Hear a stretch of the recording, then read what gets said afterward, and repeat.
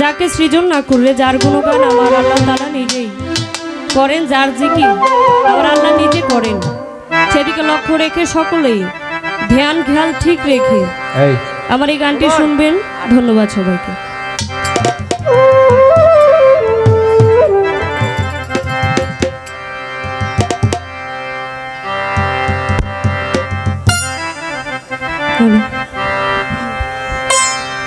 ওরে সাফায়াতের কান্ডারি রাসূলুল্লাহ,